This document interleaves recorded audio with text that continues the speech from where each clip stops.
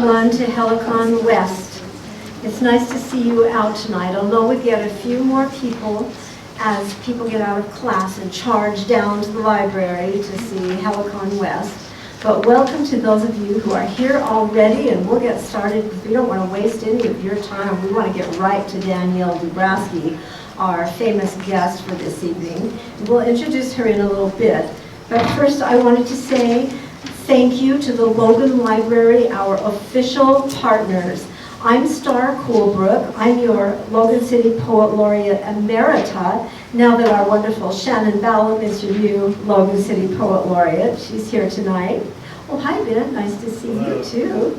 And so I want to tell you that Stephanie Fielding is going to introduce Danielle, and Stephanie is our Helicon West blogger. Helicon West has a blog. Just go there and see what Stephanie has to say. And I also want you to know that Stephanie is going to be doing a little project for us in the future where she might interview people who have read for the open mic or the featured readers spot at Helicon West. That's going to be pretty cool. She'll do some blogging about you, so be brave and approach her and say, hey, I want to be blogged about for Helicon West. Danielle has books for sale tonight back on the table. They're $7. Along with my thank you to the Logan Library, I want to plead to all the gods of money in the whole world. Logan Library's air conditioning is broken for the 90,000th time. Would you please donate some money and let's get a new library? And don't go out that door. Go out that door when you leave, because that is the police will get you door, because you have to go out that door so we know you're not stealing books from the library, because already we don't have enough money for the damned air conditioning. By the way, this is uncensored. Be prepared. Okay. Utah Humanities has been bringing wonderful speakers to us for so many years. They pay our speakers, they pay their travel, they help us. We take our speakers out to dinner on our tiny shoestring budget, and we appreciate them with every bit of our literary hearts for coming here and sharing their work. And we appreciate you so much for sharing your work. You who have read a few times at Helicon West, those of you who have never read, step up here 7 minutes or less after Danielle sits down, and you can read something that you have written. It doesn't matter what it is. You are welcome to read it at Helicon West.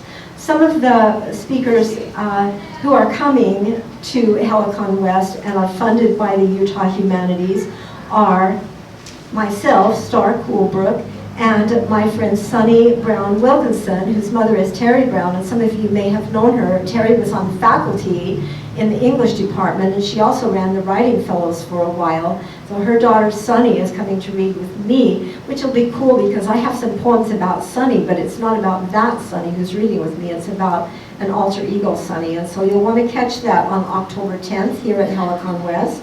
You will also want to catch Jan Minnick and Nancy Takas, famous poets from Price, Utah, who are coming to us on October 24th. So there are a couple of October events. Also, I'm doing, as Logan Poet Laureate Emerita, another poetry walkabout. So I've done all my poetry walkabouts. They're done because I'm no longer Poet Laureate. But I'm bringing one to you. We're going down to Garf Garden on the 3rd Thursday in October. That's October 17th, I think. And it's at 5:30 at Garf Gardens on about 1st South and Main. And we're going to do a suffrage poetry walkabout. So all genders are invited to come and write poems about the value of women voting. We won the vote 150 years ago in Utah. It got taken away from us. It got given back. The United States won the vote for women 100 years ago. The Equal Rights Amendment was proposed something like 50 years ago. All of these things we're celebrating, and I need your words and your lines, so come to the walkabout. I will create a poem from your words and lines, and I will read it at our 2020 celebration in March, and you'll hear more about that as it comes up in March 2020. So watch for that. I want to read a blurb from Utah Humanities. Utah Humanities is in their 22nd year of the annual book festival, of which this event is one of the events. It's free, it happens every year. It's Utah Humanities' gift to the community. It allows us to explore all sorts of ideas by interacting with great writers. We'll have a little bit of a question and answer session right after Danielle. So Danielle, after you finish and we applaud madly and wildly and lovingly, then you're going to say, what questions do you have for me, or something like that. I could come up and ask that, but I think you can do it as well. If you can ask questions of Danielle, she'll take a couple of minutes to answer those for you. And then she'll go back to that table and will sign her books for you if you buy them. $7, cash or check, no cards. Utah Humanities wants to thank the George S. and Dolores Doré Eccles Foundation, the R. Harold Burton Foundation, the Charles Redd Center for Western Studies, the National Endowment for the Arts, and the National Endowment for the Humanities for helping them to bring to you these very special speakers and events. And so Helicon West thanks you as well for that. My final announcement about events coming up is very important. Our new poet laureate of Logan City, Shannon Ballum, is reading from her new book, Inside the Animal, the collected Red Riding Hood poems, where all of the characters, even the door and the bed in the Red Riding Hood tales, could be speaking. So come to that on September 30th, Monday, this coming Monday, September 30th, 3:30 in the Merrill Kazare Library on campus, room 101. I hope you've all plugged that into your phones now, and I hope you will come to that. And now, Stephanie Fielding, who is one of my USU Writing Center tutors and who blogs for Helicon West, is going to come up and introduce to you our featured reader, Danielle Dubrasky. Come up, Stephanie.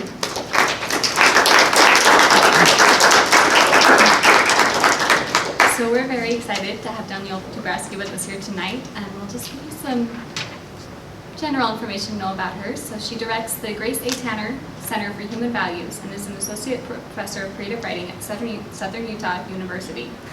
Her poetry has recently appeared or is forthcoming in the Chiron Review, South Dakota Review, Ninth Letter, Main Street Rag, Pilgrimage, Saltfront, Sugar House Review, Cave Wall Open, Open Journals of Arts and Letters, Under a Warm Green Linden, and Terrain.org. So if you're interested in what she has to say tonight, that's a place to go check that out for. Her chapbook, Ruin and Light, won the 2014 Anabiosis Press Chapbook Competition. And she received her PhD in creative writing from the University of Utah and an MA in English and creative writing from Stanford. She's a two-time winner of the Utah Division of Arts and Museum's Original Writing Competition in Poetry. So please welcome her to the stage and be excited for her poetry. Woohoo!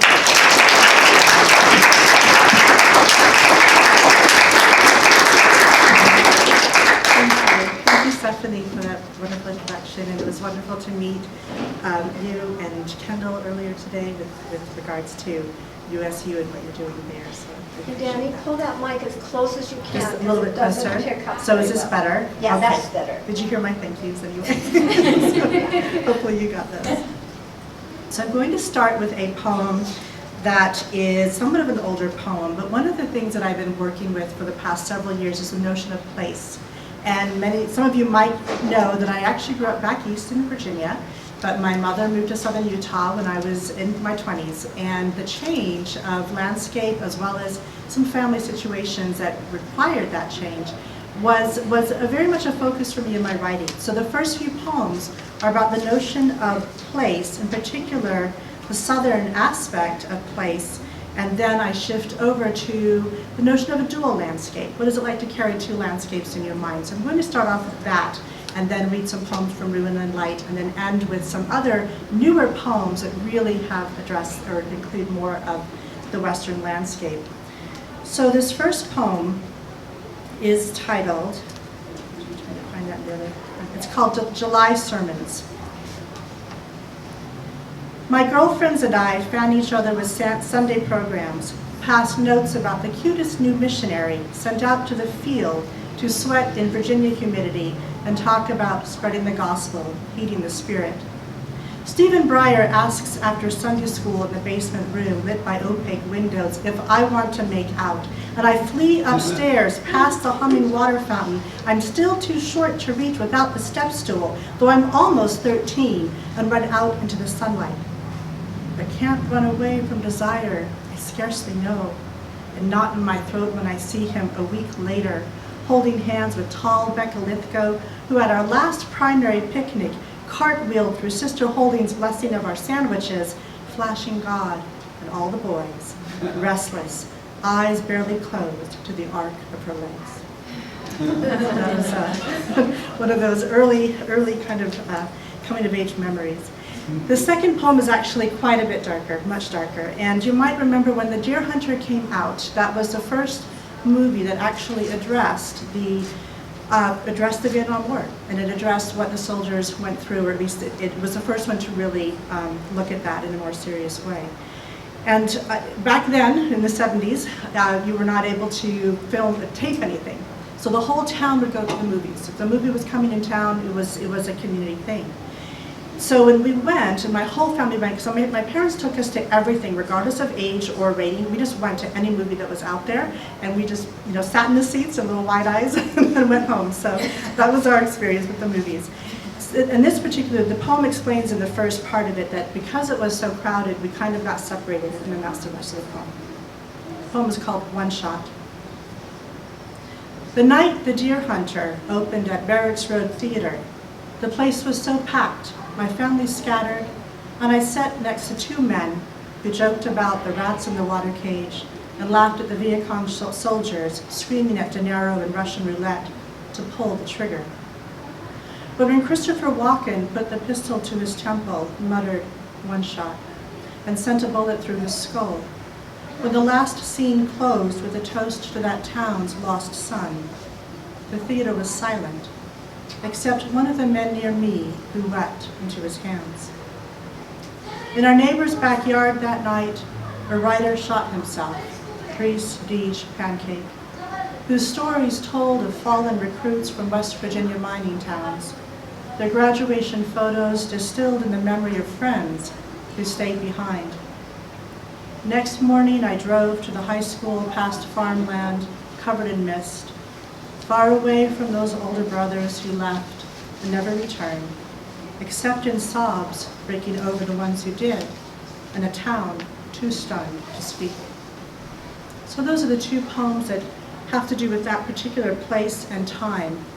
And then when my mother moved to southern Utah, I began to consider, having left that one home behind, began to consider the kind of landscape that I carried in my mind, which was pastoral, it was a more agrarian, southern landscape, very green and verdant, compared to the one that I was in. And Red Butte Press did a wonderful art book of two poems of mine. The book itself is called Invisible Shores, and it's a hand limited edition art book where the art director came down to southern Utah, took some photographs, and then created it into this accordion book. So the two poems in this particular book address that idea of duality, of carrying those two landscapes, but somehow resolving or reconciling that. The first one is called Great Basin. I am no nearer to what the sea tries to loosen, wedged in rock. A sorrow slipped between a trapped metal cap and glass shattered along another coast. The truth is, I don't live near the ocean, but in a desert town I refuse to see, built on an alluvial fan of gypsum soil shifting beneath cracked plaster and skewed door frames, beneath miles of silver sage, rabbit brush, dry lakes, and wind trembling through pinyon rooted along the highway. I leave my own trace, planting wisteria and honeysuckles, southern foreigners thirsting for water. I blink, and the town is gone, drowned in a sea of fossils. What that sea left behind is the desert I walk through. A sorrow slipped through shale and trilobites. And the second poem is called Metamorphic. Wind blows across the desert with lightning and hail, crushing delphiniums, hyacinths, flowers not native to the West, their blooms too bright for the muted striations that flank the town. But morning light sets fire to red cliffs on the east hills, where time is compressed into a gray stripe of marine traces. Triassic, the oldest layer of the shoreline, parallels Main Street. Perhaps it is too much to carry two places at once. The weight of the home left behind presses against the walls of this one, as if the Appalachian Mountains, hiding stories of their age beneath oaks, mossy stones, thickets wild with ferns, could shear the red rock cliffs of legends until their layers disintegrate into a basin of salt from the dogwood blossoms' hard green tears. So in those two poems, there is that notion of the dual landscape. The dogwood is a state flower for Virginia, and so trying to kind of bring some of that into it. The next two poems from this particular notion of place are ones that do bring in the sense of landscape and a recognition of the landscape. And I've always thought that, of course, no realtor will ever use any of my poems to advertise their homes because of how the fact that homes do settle in southern Utah, and it's quite obvious that happens. So, in driving here, every town's main street has its own character. And so I thought I'd read this poem, which has a sense of the small town of Cedar City and what that's like to kind of be restless in that for a variety of reasons, but also, again, considering some of the past. This is called Night Patterns. Sunday evenings, a widow of 30 years closes her books on the red hills she has known since childhood, gathers autumn roses in a vase to call her husband back, and waits for him to carry her over the next threshold. Our other neighbor's chimney blots the sky with wood smoke after his wife left him to the clicking tongues of townspeople who never saw her shudder beneath the anger masked behind a handyman's smile that raged against their son until all three boys scattered by the roadside. One fell into thorns, the other on fertile ground, and the youngest never opened, but overdosed on a couch in the basement. I once felt the hand of God over my eyes. I stood in the middle of town on a winter night, stretched my arms wide across rooftops, and with one hand reached for snow-covered volcanic peaks on the western side, while my fingers traced fossils in sandstone cliffs to the east. I was in love with someone, and maybe I mistook him for God. But tonight, Sully's Cafe burns neon over Main Street, and I'm out of sorts in my 8th month of pregnancy, my husky shaking her collar beside me as we walk past houses blue with television light and the closed, haunted Lunt Hotel. I have lost many people, my father, my brother, a friend. In 2 days, our daughter will be born, but I don't know that yet. Conceived on an early March night, she is still on the other side. The shuttered streets and trace of wood smoke, all I can embrace on this one. And the final poem that pertains to this notion of now the southwestern landscape is one called Petroglyphs at Parowan Gap. It was published recently in Sugar House Reviews. I'd like to do a shout out to that literary journal. It's a wonderful poetry journal. It is fantastic, and I was so glad when they published this. So if you have a chance, even though I think they have a 10th anniversary that's coming up, amazing work they're doing. So Petroglyphs at Parowan Gap. All things crisscross before they disappear into a silence throbbing between jutted rocks. A trucker drives on a road perpendicular to the wind gap, visible for a moment, then gone. A Pontiac guns from the closest town swerves toward me, honks, and the men spin away, laugh at my startled jump. I give them the finger. Our sacrilege breaks the reverie summoned from eons of layers that streak rock masked with graffiti. Names and dates trespassing a map carved 5 centuries ago in sandstone. Notches, ladders, squares filled with dots. A sun circle of concentric rings that gives passage to the next traveler. If we live in dreams, our eyes opening and closing to vistas we create until we step into someone else's meditation. Then which ancient one dreamt this intersection of lines? The distant trucker, the men, and myself, who wander past a length of road into spirals so carefully engraved. Our crossing notches a groove in my palm, a new map I now see in my hands. So I'm now going to shift over to a few poems from Ruin and Light, and then I will finish up the reading with some newer poems from a more recent sequence that, again, have to do with layered time and landscape. So I'll read about 3 poems from Ruin and Light and then shift over to those final poems. Ruin and Light is actually, it's a contemporary version of the Orpheus and Eurydice myth. The speaker, the person being spoken to is Orpheus. The she in the book is Eurydice. The ceiling fan spins your sleep through the smallest sound, moths tapping their bodies against the screen. Your father charting Cygnus in the August sky, rain on the window late at night that follows you into the eyes of children who have never heard rain.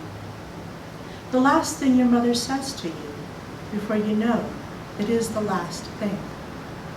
You chart journeys on maps, memorize legends, highways, train routes, rivers, and when you follow roads beneath constellations, the sky becomes both land and sea for traveling animals. You ride trains across cities, watch landmarks unfold on arms and faces of those sitting nearby, a scar on the left cheek, a red mole, a swan tattooed on a wrist. And when you ride to stations beneath the earth, your voice spins through the tracks and maps the darkness. A woman spins her grief into a flame, and you hold it as if you could never burn. You carry her sorrows between your fingertips. Your sinews of voice trace ruin and light on her palm, each of your notes on her skin, a moth singed by a star. Your song breathes open wings and spirals through shells to no more words. Only the ocean echoes in her cochlea. Your treasures are marbles, matchbox cars, old maps, stray fishing flies you unhook from reeds. Hers are shells, antler shards, acorns, the tip of a raccoon's tail found in mulched leaves. You give her what you value most, a mayfly nymph broken off someone else's line. She puts it with an antler bit, and they are 2 fragments rattling together, one snapped off, one shed. Somewhere the fisherman has unsnagged his pole, and the buck has grown back its rack. When he startles the stag in a clearing, he is stunned by its frame. When it lurches into the woods, he looks for a hint of pelt, weaves it into lures. She once fell asleep to a river. She floated on currents, swirled in eddies, dizzy beneath stars. She became its breath and took in silt. She became its eyes and saw minnows, trout, deer fur skipping the surface. A lure flickered indigo, and she left behind her river home. You taste sweet water when you drink from her lips. She tastes snow and 1,000 blackberries. When she becomes your lover, she hears the notes in your voice's flame, moths playing wildly with light. When you become her lover, you are bound to someone always searching for ocean. I'll just read actually 2 more from this. One is the poem that anticipates their departure, their separation, and then the very last poem of the book. She speaks on your last morning as though stealing someone else's time, saying how you both love trains, windows framing backyards of clotheslines, gardens, tool sheds, alfalfa fields, a mill shooting steam into the summer air. Neither of you knows as the windows change scenes that the train is speeding faster, the cars behind you unbuckling in each town until yours is the only car moving and you are the only ones left. The trees in the backyard change color. Fields become fallow, the grist mill shuts down, the sky turns white with winter constellations. And the very last poem is the one that is the sense of her return, but not quite the return. Clouds turn from white to gray to black, and while you sleep it pours, fish leaping for the false flies. You dream you catch them all and lay them side by side, a silver shroud. You think you have caught her when you hear laughter, but it's just voices next door from a party that has moved in from the storm. You walk through a wreck of a train station, stepping over broken glass, cracked bricks, graffiti, newspapers crumpled on the stairs. Cygnus appears in the stars over the rusted tracks. You can take her back to the darkness. She is not a dream. Her body against yours, her hair, cheek, lashes brushing your arm. Don't open your eyes, she whispers. And you both drown in a braided river. And as you drown, you rock each other as if you are riding a train through a place no one else has entered. You listen to the note only you have heard on the sinews of her voice, a vibration of music so exquisite, you must open your eyes. Your fingers hold moth wings burning in starlight.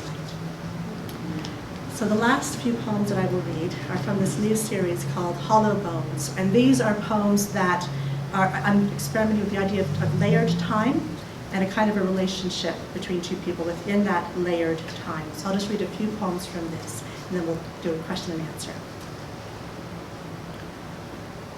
Heliography. Listen. Beneath the dogwood, I breathe in softly and sing. I wonder where the lions are. You wade into the creek. It's a song we play in your house and use as a window through which I swim back to the dogwood and spruce. You feed your neighbor's horse honeysuckle, apples, cook dinner on the grill beneath pines, your white husky trotting at your heels. Who are you, wild and lonely, stroking my summer cotton dress? Lightning takes me back to every place I've ever lost. The water hole, pearly silt in the river, green espadrilles drying in the sun where the vinyl spins with song. I slip off my bathing suit. The sheets flutter beneath us. You are a stranger in everyone I've ever met. The same mouth on my lips and never touching them. Sometimes I see a meadow when I cross the backyard, or pull Virginia creeper from the redbud, crushed grass beneath dogwood, fireflies, where you carried a promise of something in your hands. Was it a rock from the creek bed, a cluster of acorns? You turn your face to glance back, not believing I've been behind you all this time. But it's enough to throw me forward to this room and traffic outside the window, where the air is dry.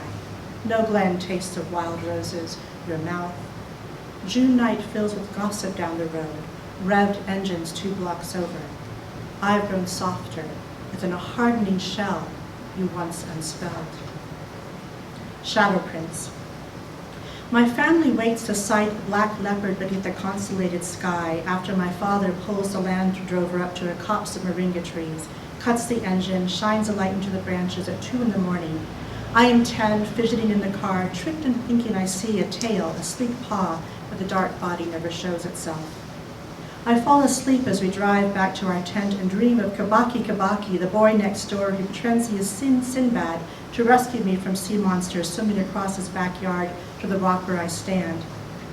Back in the States, you are already 17, working your first summer job as valet at casinos on the Strip, while I am a few miles away from the equator, skip over it like a jump rope in my British uniform, striped orange and white like a creamsicle, recite the Lord's Prayer in assembly, then pledge allegiance to the Queen. We never find the leopard, but only see cheetahs or gazelles on the savannah.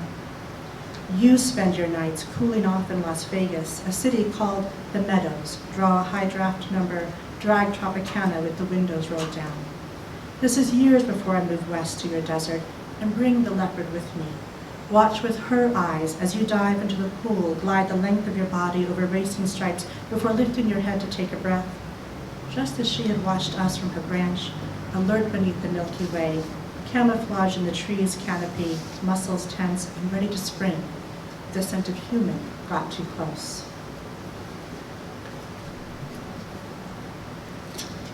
And this next one is called All Fever Gone. We curled together during the storm that struck hoodoos and sandstone watches, unwilling to read the sky before our hike until clouds turned black, and we hid in the rock alcove, held each other, shirts damp with rain and your lips on the nape of my neck, when thunder shook in a flash. We never knew how close the lightning struck the path while others waited in the rain at the lodge, your sister, your fiancé. The sky broke open with blue, and we rejoined them who watched us later around the campfire, hot flames crackling, our secret out. At your sister's wedding, we slipped away past the gazebo, wrapped with white ribbon and roses, disappeared into the trees like deer, like foxes, skipped over river rocks and lay on the other side until the night shed cold stars, and we returned for toast, dancing, cutting of the cake while her husband smashed red velvet into her mouth and licked it off. Years later, we meet off I-15 at Fort Deseret, take photos of each other in the window frames of old dugouts. This is the country where you left me. All fever gone. Or as Borges writes, the animal is dying, or has died, has slipped between volcanic peaks and Jurassic hills into this valley divided by highways, a dry stream, insomnia, a clouded moon. You leaned your shoulder against adobe walls. Behind your smile, the miles of fields beyond mountains eventually touched the Nevada border and reached me 30 years later, putting the dishes away. And 2 more poems. Hollow Bones. Before oversized drywall homes shadowed the western hills, before Genpack sank its humming industrial pillars into gypsum soil, haunting townhouses built just beyond the factory lights, I used to watch storms darken 3 peaks, facing the wind that blew veils over volcanic domes, ranch lands, sagebrush, to where I stood on the edge of lava rocks, calling your name to the valley, as if the air currents could send it to where you slept on the other side of the country, drowning in buses and rain, before I returned home to the music that replayed our walk on South Street in Philly, another city we shared. On the morning I heard you had died, I drove to the hills in mid-January, steered over rutted roads to an old shooting range. She rested on the tallest boulder, a large red-tailed hawk, didn't move except to shift her head when I clicked the car door shut and walked close as she would let me.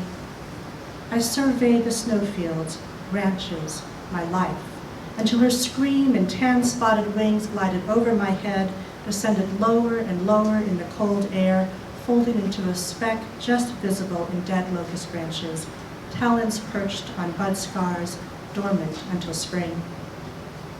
I sleep behind drawn shades and live on a thread of want, a necklace strung with carved wooden animals, leopard, rhino, giraffe. They cock their ears towards snoring from the room next door. They shadowbox the wall, papered with blooming columbines, dewy purple petals we found beneath the aspen in April. Things take shape in the dawn, halogen lamp, basket of letters, a closed door. To think of where I stood at your threshold, on the brink of going inside. And this last poem is called Palimpsest. And that's when you have a layer, a tracing of something that's an older manuscript that's been overcovered by more recently. We were a strange coupling in the skeletal frame of the house we trespassed near the highway. You carried me piggyback across the threshold, and I stuck my head through the unfinished kitchen window, overlooking the yard's debris, broken bricks, a fire pit, clay pigeons shot into half-moons. Neon signs flickered across the valley, Little Wonder Cafe. Your mother waits tables, 1948. Boys she knew back from the war, generous tips and offers, all ghosts now. Wind rattled the walk-through closet in master suite. We have been gone so long, I can't give you back that day. I can only wish us into another framed window, where dusk mutes the swing set in the backyard, and we watch our children pump their legs higher into the air until they fade beyond sight. We are still asleep beneath the roofless sky in that bedroom of plywood and tar paper walls, where we dream of old bullet shells, cracked terracotta, and scorched rocks burning a million years into our hands. Thank you.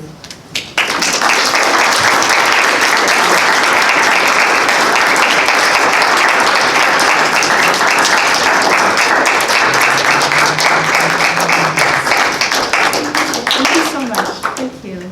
So do you have any questions for conversation about poetry, about anything on your mind regarding poems or your own process, what you're interested about poetry in general. Yes? Your poems have a really beautiful rhythm and music, and I wonder if when you're writing them, you read them aloud a lot? Yes, I do. I actually read them aloud all the time. So once they're, I go through a process of handwriting several drafts, and then after I feel that's ready, I put on the computer, and then when I print it out, then I start to read it.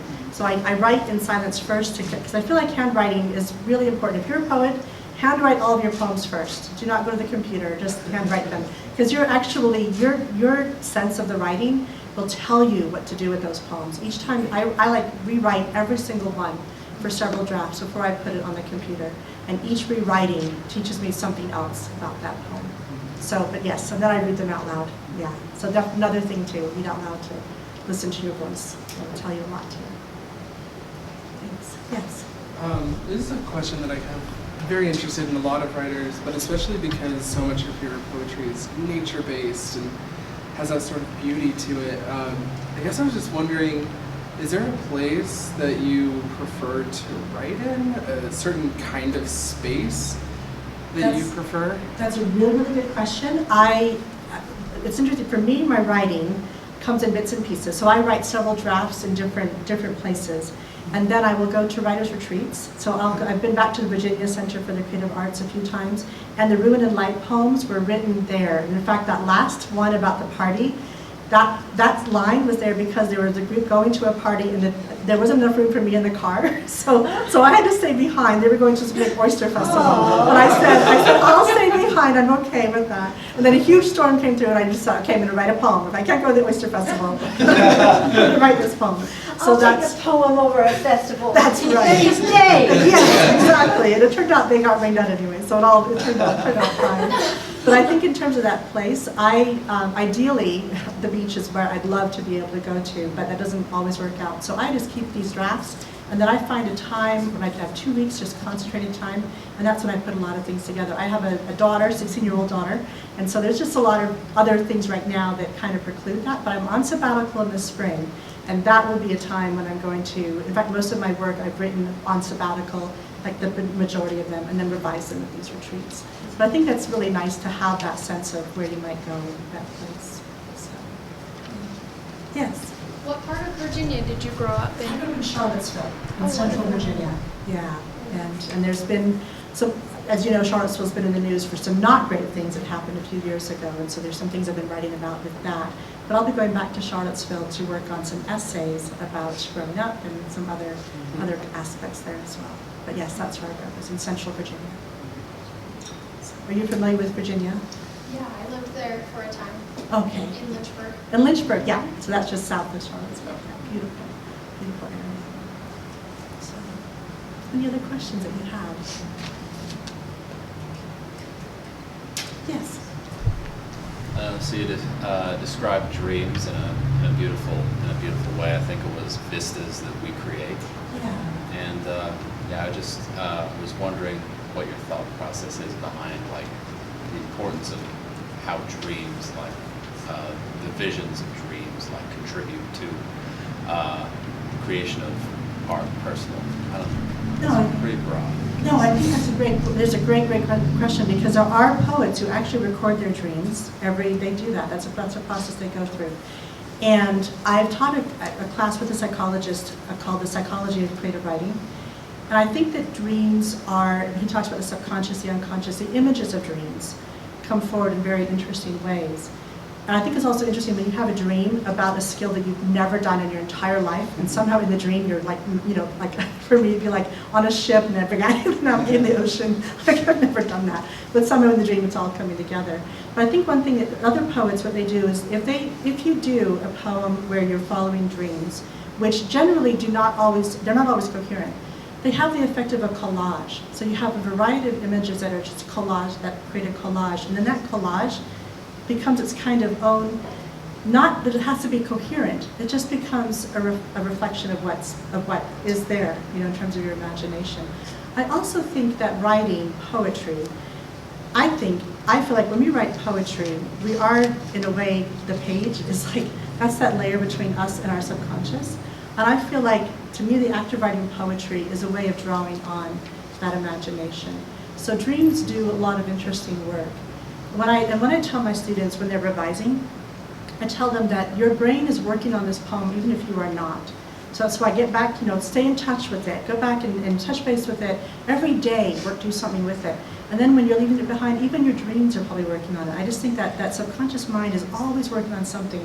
And poets in particular, I think we feel okay with that, with that sort of dreamlike state because language, as we're writing poetry, we're not always trying to get a prose, succinct, clear, direct piece. We're often trying to capture nuances, emotional nuances, and aspects of our imagination. So I think with poets, that notion of the dream is very interesting. There is a book called Poetry as Survival by Gregory Orr, and he writes about the dreamer or the poet. And he says that a poet can turn their nightmare they transform the nightmare into the dream. In other words, they take that image that may be difficult and they shape it with language into something they can control. So it's another kind of interesting aspect with regards to dreams and poetry.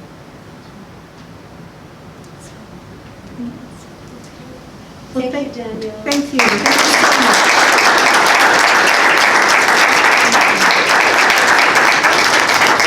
I'm looking forward to hearing all your poems. Thanks. And she's got books in the back. She'll go back there and sign them if you want to go back to the table and hang out with us while we do the open mic. That'd be lovely. I'll go back there. And there's a broadside back there as well of one of the private poems. Oh, great. And also, you've got evaluations on your chair. If you would fill those out and just put them on the table in the back as you leave, that would be really helpful for the Utah Humanities. Ready. Oh, wait, tell them to drink coffee. Oh,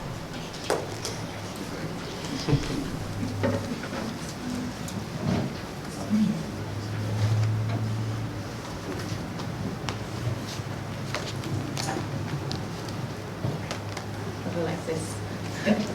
So, my name is Kendall, and I work with STAR in the Writing Center. And I'll be emceeing the second portion of tonight where people are going to come up and read. And so first, STAR wants me to remind you all to please drink coffee, which is in the back. So that's for you. yeah. And we'll start with the first three. Those will be Izaac Timm, Adrien Thomson, and Eliza Peterson. So thank you. Okay.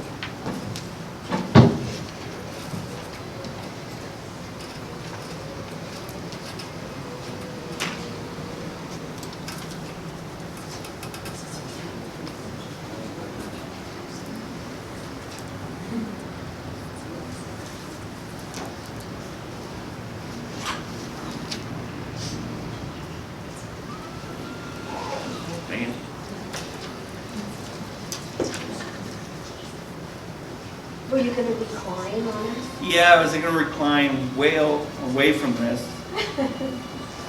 so no one would hear me. That would not be good. Can you hear me? That's pretty loud. This is a poem I wrote quite a while ago. It's called The Youth of July. The Youth of July. Girl of 15 hangs out the window, slender arm waving like a moth. At a friend passing or past, her escort a phantom young man from the nose down, eyes lost to the glare.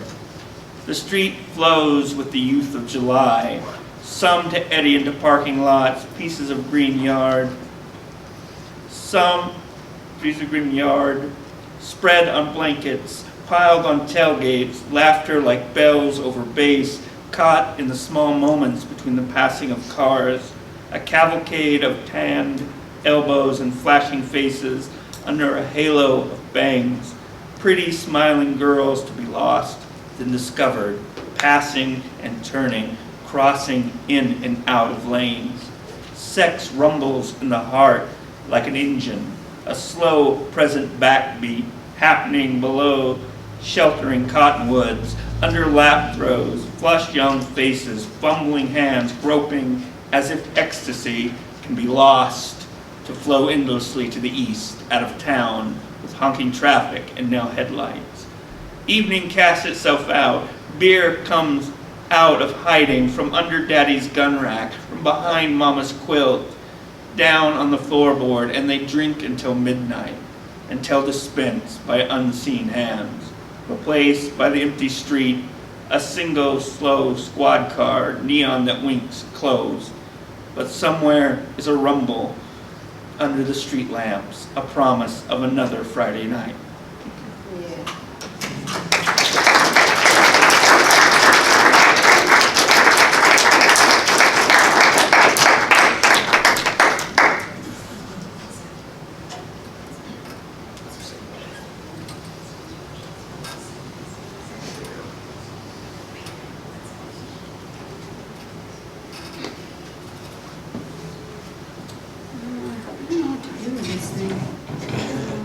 Okay, that I guess. I don't know. Yeah. This thing's weird. It's different. It's not as, never mind. Anyway, I touch it and it's not responsive. I don't know what's going on. Okay. I never have that problem. I promise. Okay, anyway. But that was a bizarre introduction for a poem that has nothing to do with that. Okay. Super awkward transition, folks. Okay, all right. Gonna read a poem. My name is Erin. Hi. Okay. It's called When You Drowned. Did your short life flash before your eyes? Did the sting of water in your throat remind you of your father teaching you not to cry in church, holding your face under the arc of ice-cold water jetting from the drinking fountain? Did memories come rushing, filling your mouth like God filled your world, till there was nothing else, no room for air, just him and his fury? Did you let go as the swollen river swept you up, lie back on brown water, feel fear and joy, drive of adrenaline, your death gasp coming at the end of the wild flood rush? Was death waiting? Her long black hair shining in the sun of the Arizona desert, pale hands open, reaching out. You are coming to play with us now. Thank you.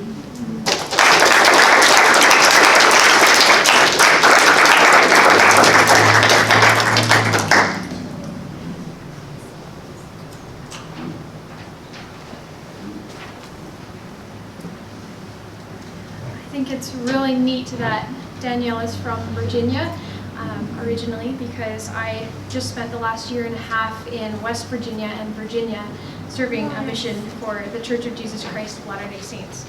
And so my poem takes place in Virginia. It's called Appalachian Pass. I squeal gleefully as we round another bend, one tight hairpin turn after another.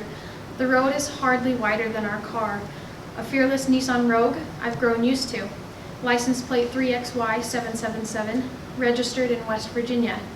But I'm in Virginia now, passing through the mountains, flanked by forest and nighttime air, going to Lexington. I love this drive, nothing can quite compare. The journey started out in bright evening glow, warm golden light slanting through the endless trees. But now darkness has descended like a cool blanket. The silence of the forest grows with every curve in the road. My companion, Sister Carlson, bites into the bends. I love it when she drives. It's a roller coaster ride. Soon we'll cross the ragged river bridge beyond, that glides directly atop the dark water.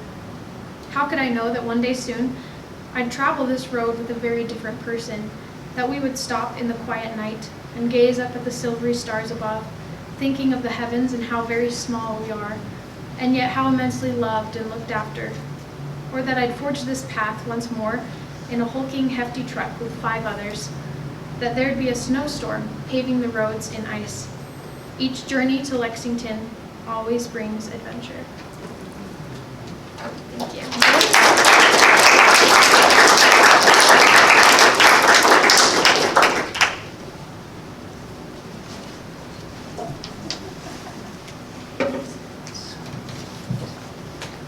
Thank you. Our next 3 readers will be Asher Blakely, Ronald Jensen, and Felicia Rose. All right.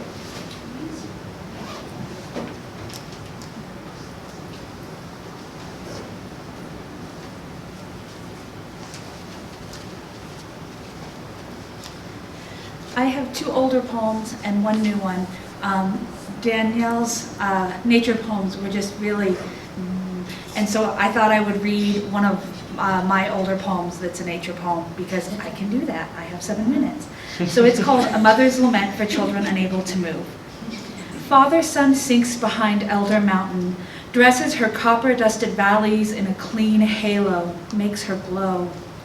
Along the riverbed, summer's last pale children cling unbroken to Mother Willow's gnarled fingers, resist the cutting wind who wishes to remove them by force, drag them far from this parent material, replant them.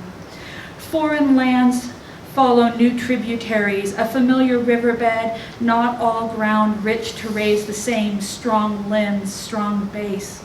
Mother Willow reaches barren fingers towards sky laced with fire. Yellow burns orange, bleeds red.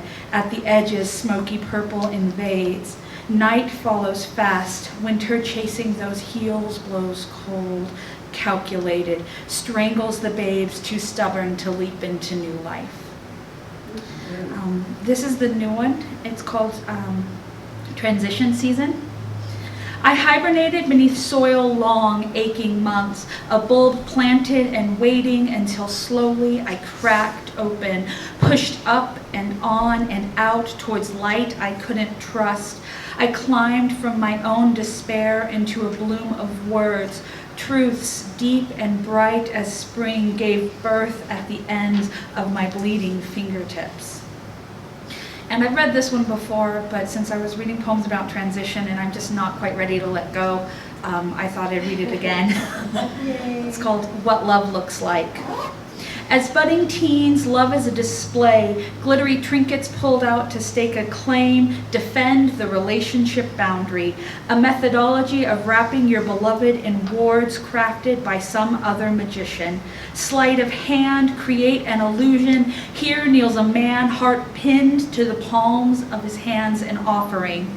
Nobody prepares for the moment when a wife, after a decade of marriage, unravels the script with truths chewing her apart like an ulcer.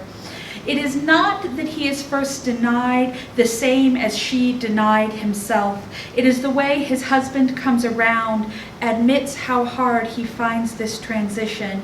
It is the first time he releases the pressure of words he doesn't speak, crafts his body to match his heart, places his packer in secret and wears his baggiest jeans as a kindness.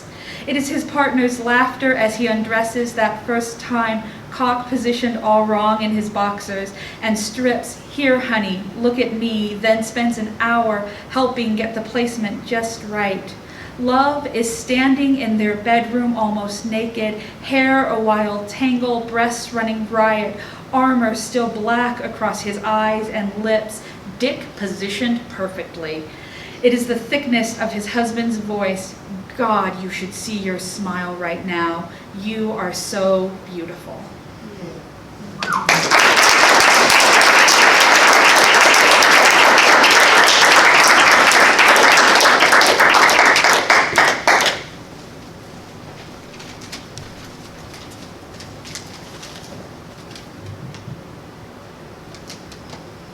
Hi. Hello. This poem we got a birthday poem. You've accomplished many things in the past year to get things done. You would appear. Got your petty blessing. Graduate from grad school. Showed once again, you're no fool. Got a great job at the Royal Park Zoo. They all know. Let me count on you. I'm so proud of you for all you've done. You're now becoming age 21. Nice start month. They say when it rains it pours, bad things come in threes. I'll show you how last August it's happened with me. Got the credit of another, some kids that I know, dying in an accident. After kind of lost and go. And another child I knew, died at age 8, coming from the trip, the dead and gate. And top it all off, the worst by far, the seeing of the death, my brother-in-law. So that's how it was. So I guess I just repeat, you have to know better. appreciate the sweet. Thank you.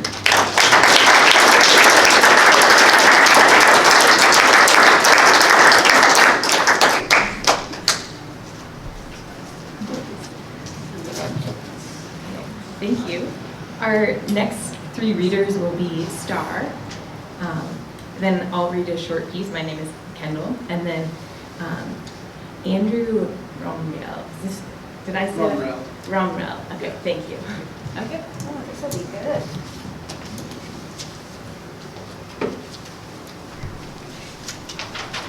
This has been so much fun so far, hasn't it?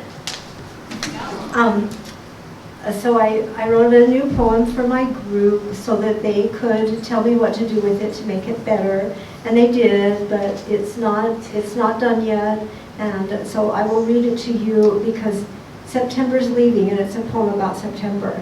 So I won't get a chance to read it to you again in the month of September if I don't do it tonight. So tonight is the night you get to hear In the Shadow of September, revised edition. And by the way, I was reading on Poem of the Day that comes to my computer every single day, a poem by W.S. Merwin called In the Light of September. And at first I titled this poem In the Long Lean Shadow of September because I didn't want it to be about the light. I wanted it to be about the shadow because, you know, as you get older and you have racked up a lot of Septembers, you start to wonder just how much more light am I going to have. And so this is called, new title, In the Shadow of September. 3 days after equinox, we see the mullein by the blackberry picket lay its tall stalk down beyond the cucumbers and lift its yellow-starred head to the last dregs of afternoon light. Tomatoes show their ripening, reaching for the meager heat you block. You've made us think about the squash hardening its thick pink rind, anticipating what comes next. The forecast guessing frost within a week. September, you linger too long in the hosta, reluctant guest, so cool against the house, making your bed in gravel and moss.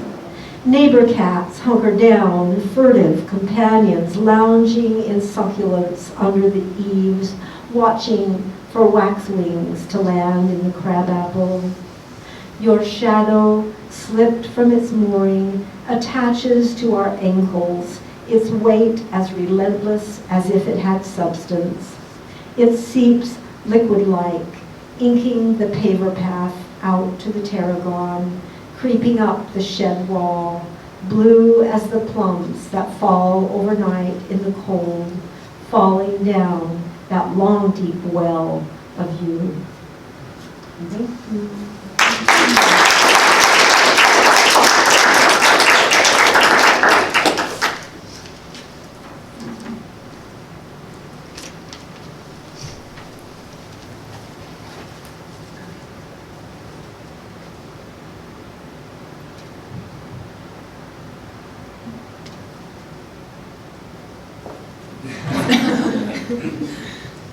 Okay. This is a short piece that is called New Ownership. I'm immediately irritated by the sound of my own doorbell. Someone venturing into my private space with the intent of devoting part of my mind to their concerns. From the dining room table, I can see the tips of short, distorted hair through cut glass in the door. Our neighbor, Doug, probably with something helpful to say about our sprinkling system. My lips and teeth are stained black from the bowl of frozen blueberries I've just finished. It's not my choice to be seen like this, but that's the problem with living in Mormon country in an old house with character. Mormon accountability. You think the window is for you to see out. Of course the man has spotted me, sitting at the head of the table, looking like the mouth of damnation. It would be rude to ignore him, so I don't. I leave my bowl with a ring of dark blue juice in the bottom and open the door. It's not Doug. "Hi, I spoke with your husband," he says. "What?" I stare at him, lips closed. It always surprises me when anyone implies that some unknown third party would ever think to marry me. Your boyfriend, he tries again, the man of the house. My boyfriend, the man of the house? Now I laugh. Of course, Stephen is the man of the house, and I am happy to rent a room for my friend in a house where he is man. But the phrase is so outdated. I show him my blue teeth. He is the new owner, the man continues. Oh, I say, as if things are just coming together in my slower female mind. Then, gently, I explain. He and his girlfriend Sarah co-own the house. I just live here. I met him. I was riding my bike. I saw the garden out front. I don't remember his name. Suddenly, he looks down. His shoulders sag. He takes a half step away from the door. I'm bad with names. Okay, I say, and step toward the threshold. I told him I'd do a free appraisal for the back porch. I'm a painter, and I do doors, staining. He runs his hands along the front door. The front door is an important piece. Yes, it is, which is why Sarah spent hours staining it last winter, making it the beautiful door it still is today. And I'm proud to live in the house behind the door she stained. My name is Juan Carlos. My name is Suzanne. What if you write down your name and number in my notebook, and I'll give it to my friends? I cleaned the house when the old owners moved. They brewed beer in the basement. There were tons of bottles I had to clear out. Oh, maybe he wants to look inside and see how things have changed, like my dad is always doing to the poor people who now occupy the houses he's lived in. Luckily, our house always looks nice. Homey rugs and furniture, cheerful plants on every windowsill. Sarah has done all of that. Here, come in and take a look, I say. He doesn't move.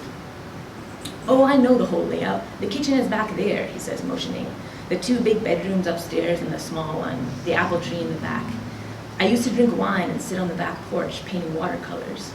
The wife would make mojitos. She was very hospitable. Do you know mojitos? Yes, I know what a mojito is. He means, am I Mormon? And I'm saying, no, I'm not. I hand him my notebook. We stand silently while he writes for a minute.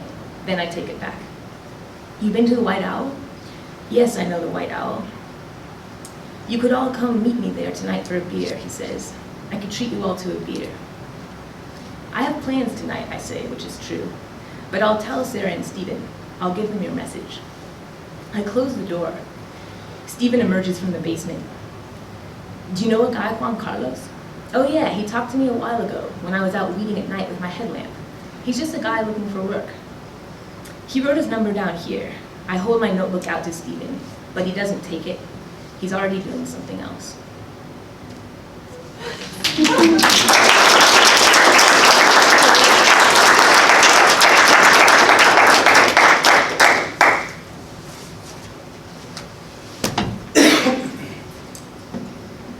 Hello, everyone. Hi, Andrew.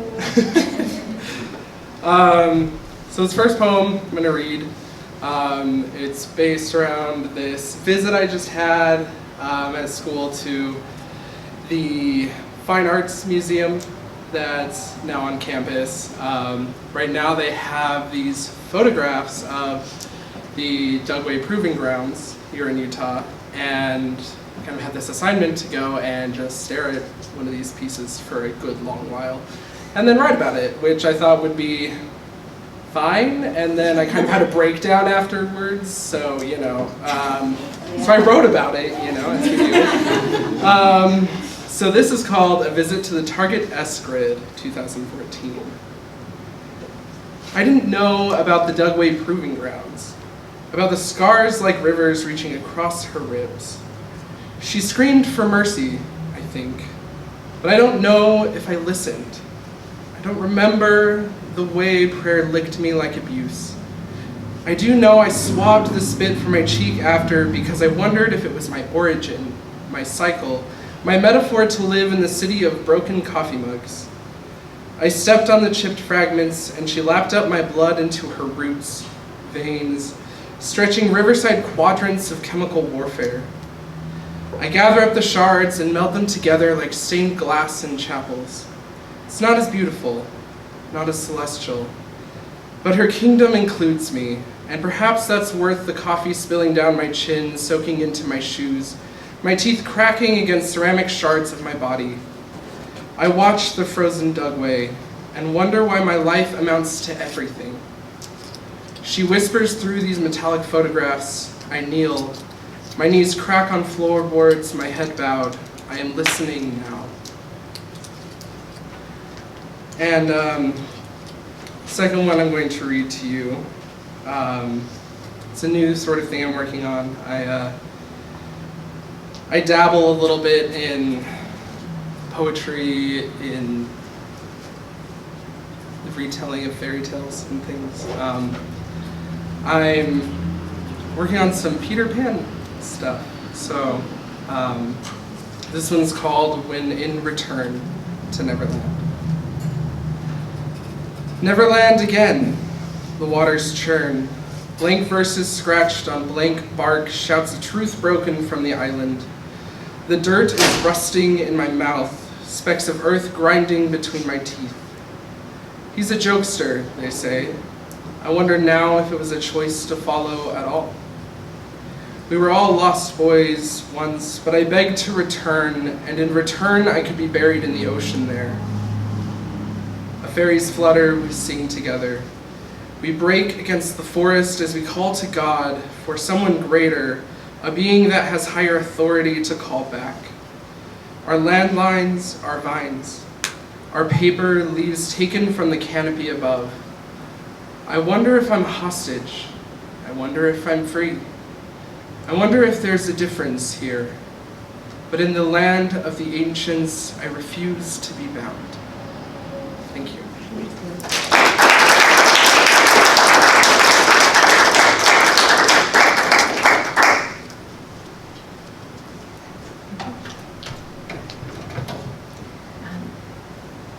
Next we have Adrien Thomson, Ashley McCarty, and Colton Kindred. Colton Kindred, I said that.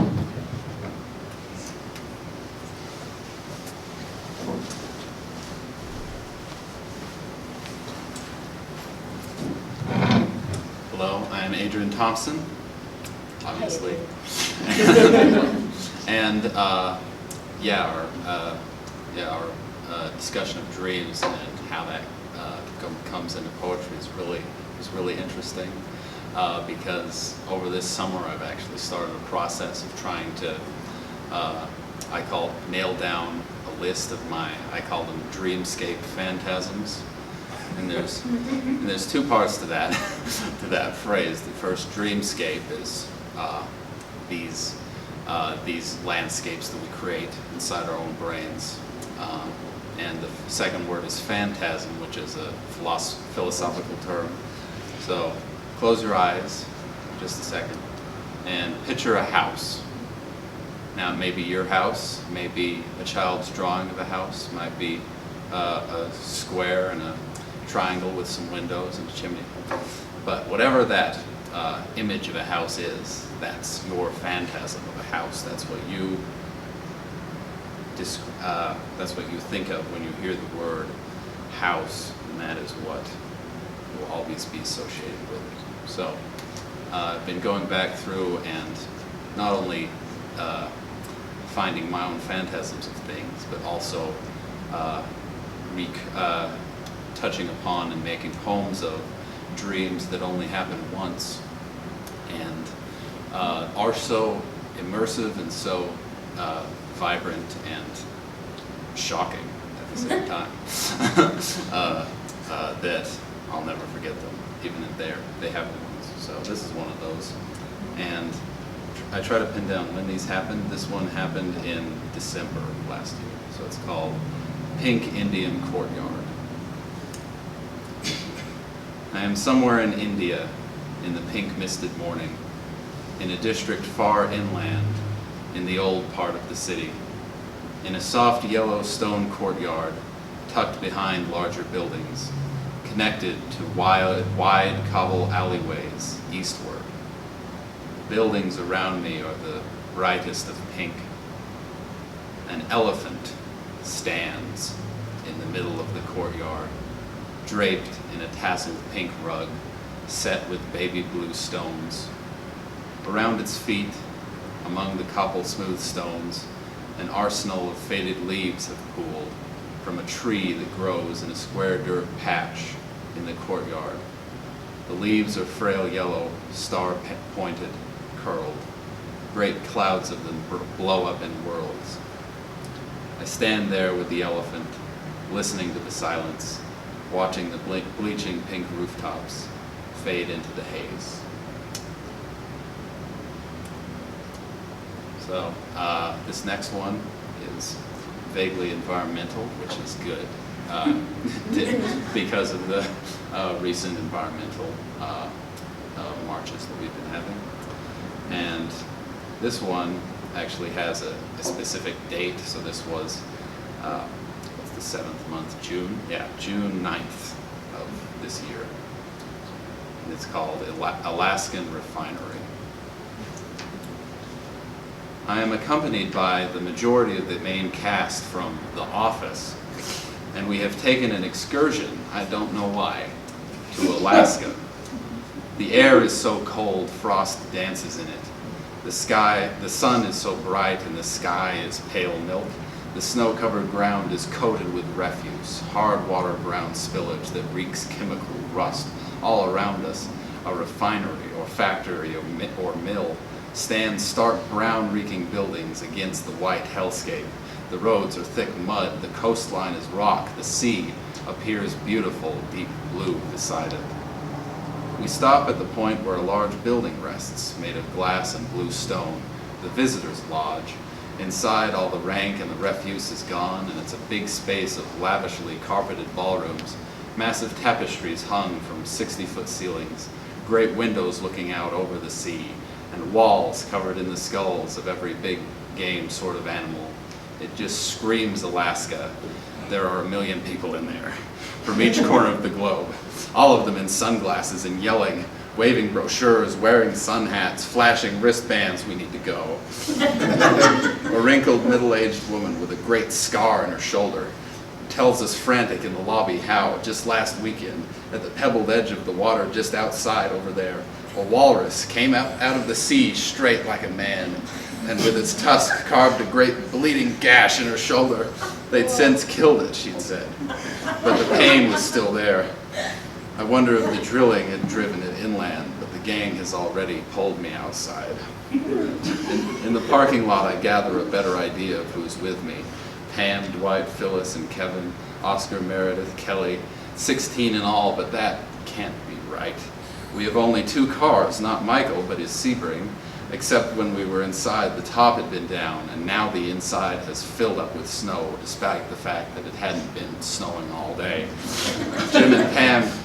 Jim and Ryan try to clear it, give up in a huff, and drive off in it, stranding the rest of us with a 4-seater town car. We bicker and bother, walk the snowed-in stone alleyways, desperately trying to find another way home. Kevin starts an auger, planning to ride it. At that point, we head back, and all 14 clamber into the town car, clown style. We drive along electric copper tram track and see hundreds of small animals cuddled alongside it. Cats, rabbits, lemmings like an outbreak of tribbles. A solid carpet of guinea pigs swarm the snow-covered road. Pam stares out the car with her contemplative look. I realize Jim left her here, which is rather quite troubling. There's an influx of traffic now at a 4-way intersection and a great many people weaving through across the road. But the innumerable brown-orange tortoiseshell wave of small fur-bearing animals keeps moving along, through traffic, through the ambling crowd, beneath everything. We must run over them constantly, but see none of them dead. Further along down the road, the refinery ends. Empty snowfields stretch after with a ditch alongside. But as we keep going, the small rodents and things begin to take stranger, more monstrous forms. One looks like a cross between a chinchilla and a critter from the series of children's books drawn by Mercer Mayer. None look at all the same, each one coming up uglier. Fat mess of big ears, gaping human-toothed mouths, round watery eyes and stubbed hamster feet. Toby leans out the side in his brown cotton suit, points and names every buck-toothed Ewok abomination. There's a Wampam Palampa, he says.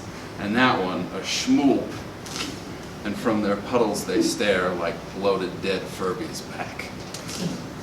I think I'm Daryl now, crawling on hands and knees, guiding the others, who are all stuffed into a massive cloth porcupine costume, complete with real quills, which is also crawling on its own hands and knees. We're in some place forest dark, maneuvering through tunnels of huge cardboard boxes. The ground is soft dirt and covered in needles from bushy pine trees that we have to brush past. I come to a mossy black dirt dark cave exit, festooned around its edge with more porcupine quills, as if the great object pressing straight up behind me. And as I contemplate my interests of actually leaving, the others in their costume clamber up a steep ledge to the right and over to freedom beyond. I look up and yell with a smile on my face, "Another way out? You jerks! Didn't you notice? Didn't you think I'd notice that other way out, you jerks?" I clamber up after, eager to see what is next, but that's when it all ends.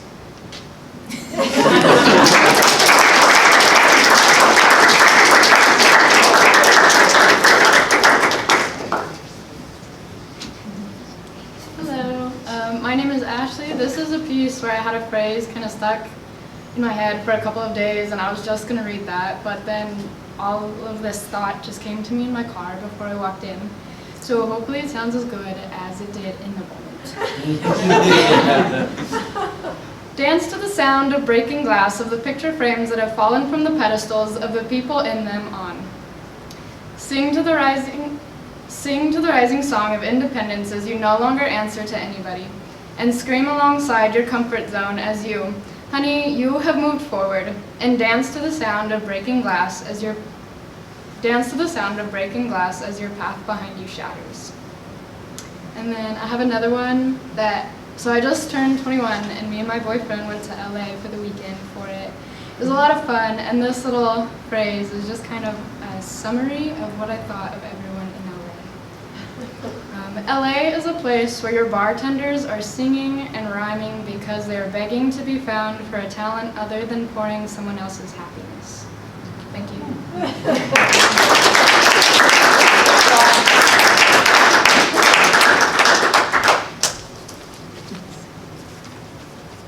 I'm going to read off my phone tonight. I'm Colton.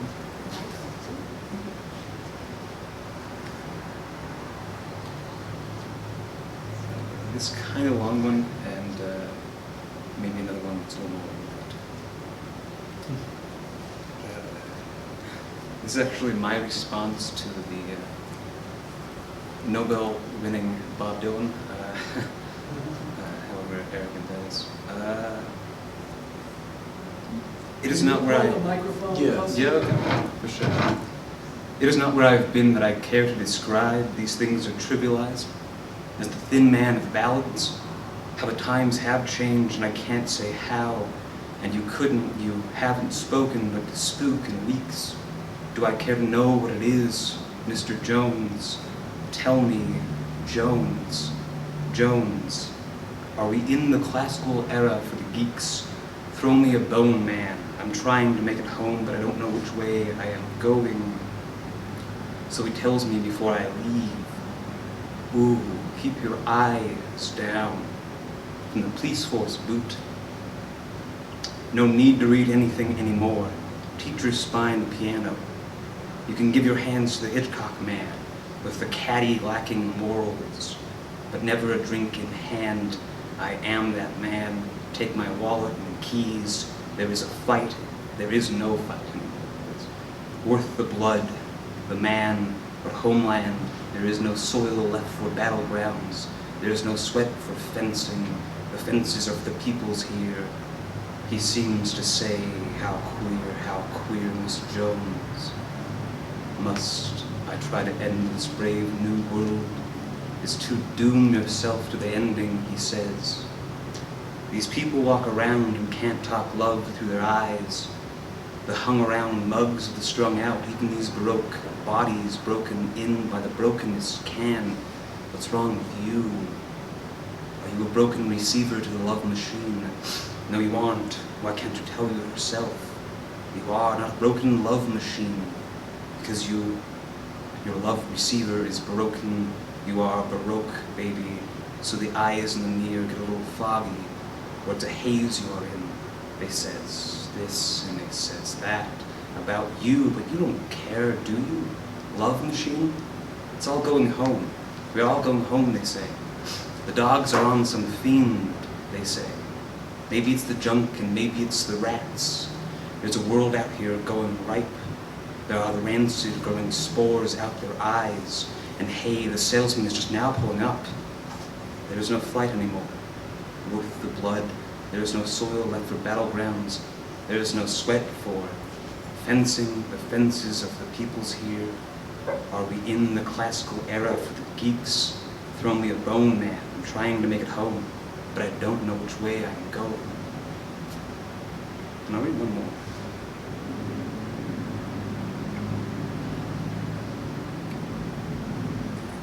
The way momentous rivers flow. This is my voice. And you were born, or so you've been told. Don't tell me you remember before the river you were thrown into, and what currents run with what life, and where with whom, and there without who. You say from 1,000 miles away. Don't tell me you remember, or don't you mean to say? And so where do momentous rivers flow? Perhaps to the west you could not know before your time, and perhaps it was better imagined in the rooms of mind. Time has no presence besides knowledge, momentous idea. Let's actually one more read this.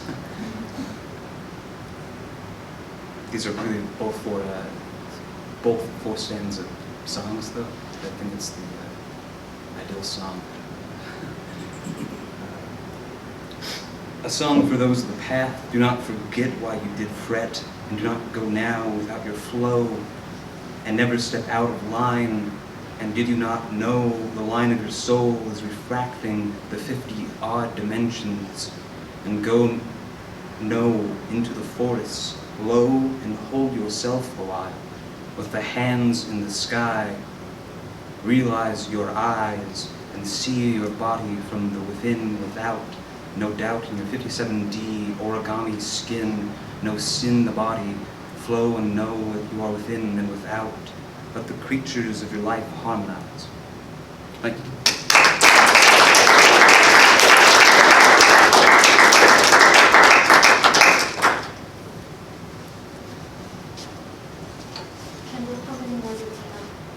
That's the end. So I was just going to say thank you all for being here. Thank you for reading, and thank you all for listening.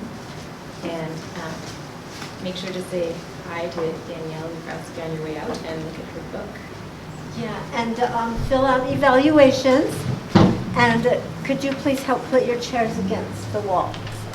Thank you, Kendall. Thank you, everyone.